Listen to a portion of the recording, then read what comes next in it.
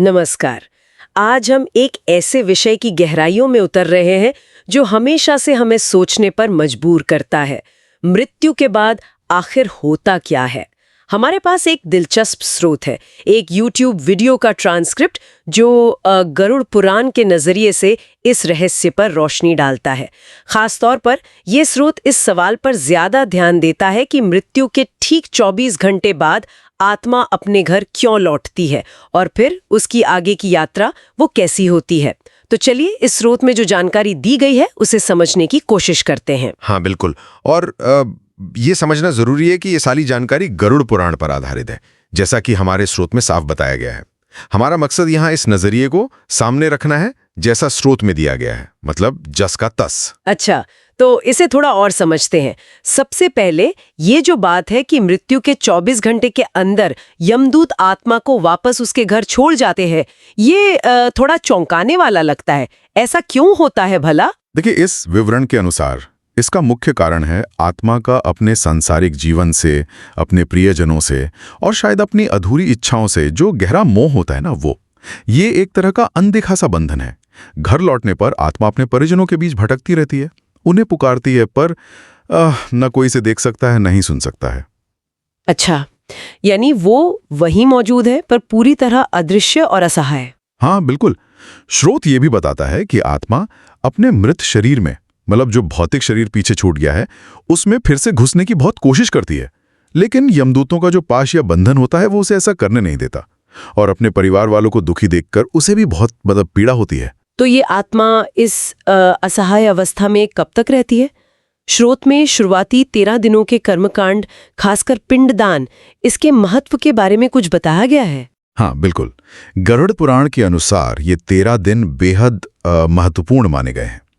पहले जो 10 दिन होते हैं उनमें जो पिंडदान किया जाता है, उससे धीरे धीरे आत्मा के सूक्ष्म शरीर का निर्माण होता है। सूक्ष्म शरीर मतलब एक ऐसा शरीर जो भौतिक तो नहीं है पर यमलोक की यात्रा करने में सक्षम है।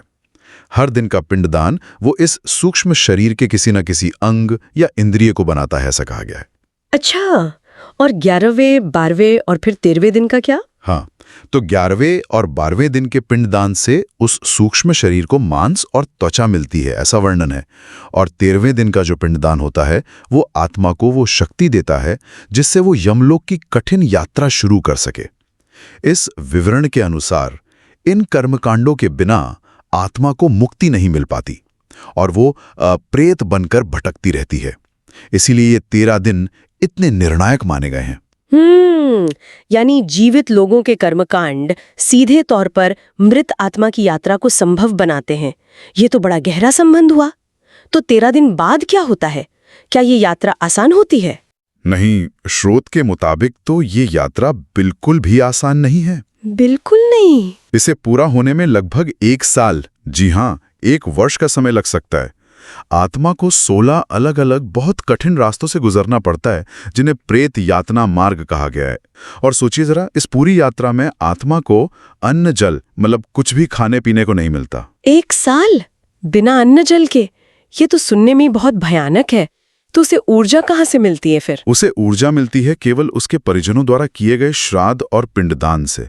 जैसे हर महीने किया जाने वाला जो मासिक पिंडदान है वो उसके भोजन का काम करता है। और अगर श्राद्ध ना किया जाए तो स्रोत के अनुसार आत्मा को बेहद कष्ट उठाने पड़ते हैं। भूखी प्यासी भयानक रास्तों पर, जैसे तपते रेगिस्तान हों या नुकीले कांटे हों, उन पर घिसटते हुए यात्रा करनी पड़ती है। बहुत पीड़ादायक। बाप रे, मतलब परिजनों के कर्म यहाँ कितने जरूरी हो जाते हैं। अच्छा, तो 1 साल की इतनी कठिन यात्रा के बाद जब आत्मा यमलोक पहुंचती है तब क्या होता है? तब यमराज के दरबार में उसके कर्मों का पूरा लेखा जोखा होता है।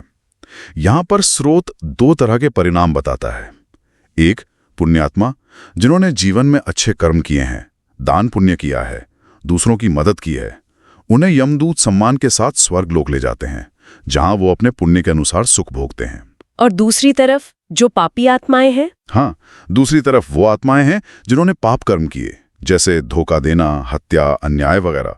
स्रोत कहता है कि यमदूत उन्हें यमलोक के रास्ते में ही यातनाएं देना शुरू कर देते हैं, जैसे गर्म पत्थरों पर चलाना या कांटों में घसीटना। फिर यमराज के सामने पेशी होती है और कर्मों के हिसाब से उन्हें नरक की अलग अलग कोटियों में भेज दिया जाता है, जहां उन्हें अपने पापों का दंड भोगना पड़ता है, अनेक तरह के कष्ट सहने पड़ते हैं। तो क्या ये नरक की सजा हमेशा के लिए होती है या इसका भी कोई अंत है? नहीं, ये विवरण यही बताता है कि पापों का दंड भोगने के बाद, मतलब जब प्रायश्चित पूरा हो जाता है, तब आत्मा को फिर से मृत्युलोक में नया जन्म लेने के लिए भेजा जाता है। और ये पुनर्जन्म उसके बचे हुए कर्मों के आधार पर तय होता है कि वो मनुष्य बनेगा, पशु, पक्षी या कोई कीट, किसी भी योनि में जन्म हो सकता है। हाँ, यहाँ एक और बात पर ध्यान देना चाहिए। अगर किसी व्यक्ति की मृत्यु ऐसे समय हुई जब उस पर कोई कर्ज बाकी था या उसके कुछ जरूरी कर्तव्य अधूरे रह गए थे, तो कहा जाता है कि उसकी आत्मा को शांति नहीं मिलती। वो शायद अपने परिजनों को सपनों में या किसी और संकेत से ये बताने की कोशिश कर सकती है। इसीलिए वार्षिक श्राद्ध का भी महत्व बताया गया है, ताकि पितरों को संतुष्टि मिले और उन्हें मोक्ष प्राप्ति में मदद मिले। तो अगर हम इस स्रोत को देखें, इसके अनुसार मृत्यु एक अंत नहीं है, बल्कि आत्मा की एक बहुत लंबी और कह सकते हैं जटिल यात्रा का हिस्सा है। और ये यात्रा उसके अपने कर्मों और पीछे रह गए परिजनों द्वारा किए गए अनुष्ठानों से गहराई से जुड़ी हुई है। गरुड़ पुराण का उद्देश्य, जैसा कि ये स्रोत बताता है, शायद केवल डर पैदा करना नहीं है, बल्कि जीवन में अच्छे कर्मों का कितना महत्व है, इसके प्रति हमें सचेत करना है। बिल्कुल सही कहा। और ये पूरी बातचीत एक गहरा सवाल पीछे छोड़ जाती है ना, कि हमारे कर्मों का असर मृत्यु के बाद भी कितनी दूर तक और किस तरह से पड़ सकता है। और जैसा इस विवरण में बताया गया है, जीवित और मृत लोगों के बीच ये कर्मकांडों का जो संबंध है, ये कितना वास्तविक और प्रभावी हो सकता है, ये वाकई सोचने वाली बात है।